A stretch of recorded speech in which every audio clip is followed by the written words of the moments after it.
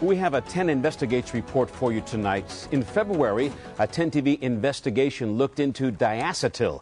It's an unregulated chemical used in butter flavoring for microwave popcorn and thousands of other products. It releases toxic fumes when heated. Now, besides factory worker sickness, the FDA started examining the potential consumer health threat. 10 TV's Anitra Hamper has found even more disturbing information. Anitra? Yeah, Jerry, some companies still use diacetyl. Others want to distance themselves from the stigma by using substitutes. But in the billion-dollar-a-year microwave popcorn industry where flavor equals sales, we wanted to know, what is the cost to workers and consumers? When Tom and Carolyn Jones learned dangerous vapors could be coming from their bags of microwave popcorn, they abandoned their usual nightly routine. So we went to just popping it either in a paper bag or in a popcorn popper. We looked for other options because we were concerned of getting sick. Concerned because of a chemical called diacetyl, used to give microwave popcorn its rich, buttery flavor. When heated, toxic vapors are released into the air. Those vapors have caused debilitating, irreversible lung damage in many popcorn factory employees, including these from Marion. The chemical diacetyl and the companies who used it made national headlines over the last decade because of cases of popcorn lung. And because there is still no government regulation concerning the use of this chemical, there's no certainty that workers are properly protected.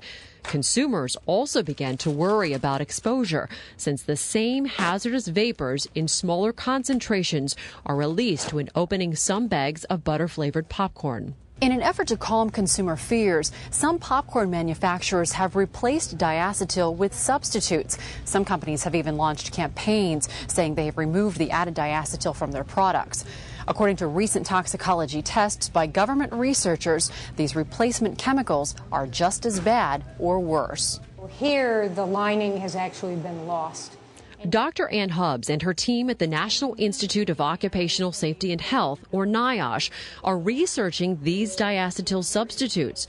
Preliminary studies of one substitute called 2,3-pentanedione suggest the chemical compounds are similar to diacetyl, and lab tests show they also cause the same aggressive tissue damage. Well, pentanedione is a little less water soluble, has some, so it might be better able to reach the deep lung. It might actually be more dangerous than diacetyl itself.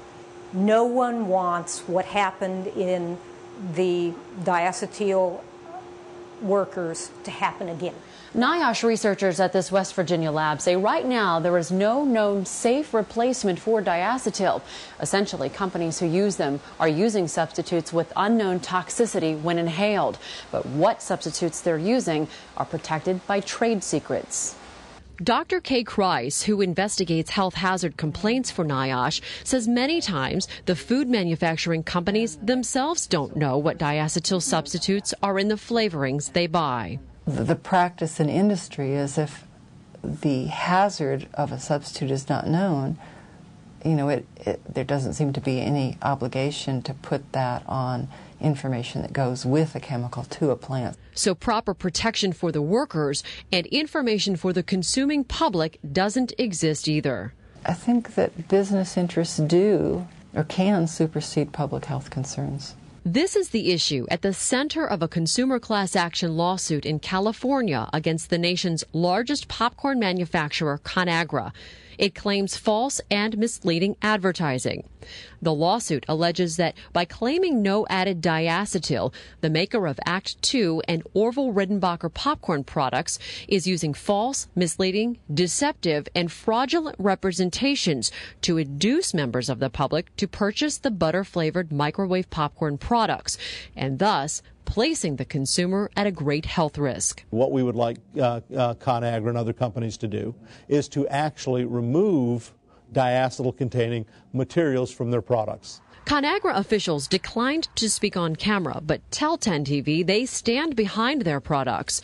In a statement, the company told us that while diacetyl is a naturally occurring ingredient, none of their microwave popcorn products contain added diacetyl.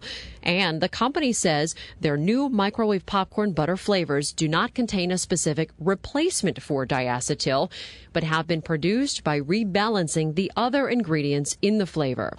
So it leaves a lot of questions for workers who handle these chemicals and consumers who have no way of knowing which chemicals are in which products and have no way to make informed choices for their family's health.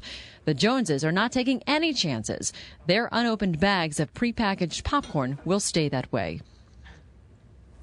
U.S. Senator Sherrod Brown's office is now pushing OSHA to get diacetyl off of the generally recognized as safe list held by the FDA, which will force companies to stop using it.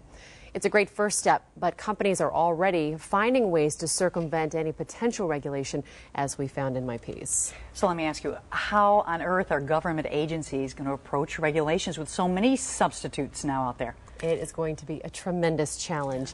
In fact, the OSHA director, Dr. David Michaels, tells me that they do face a challenge with these substitutes and will have to develop an approach that addresses all of the chemicals. The FDA tells me the same thing as they look to see what, if anything, should be done on the consumer side, whether it's regulation or labeling, so consumers can make informed choices. So unfortunately, right now, your only choice as a consumer is to buy or not buy a product with very little information. Exactly. Frustrating. Yeah. How great a matter for such a tasty treat. That's right. Popcorn. Sure is. Thanks a lot.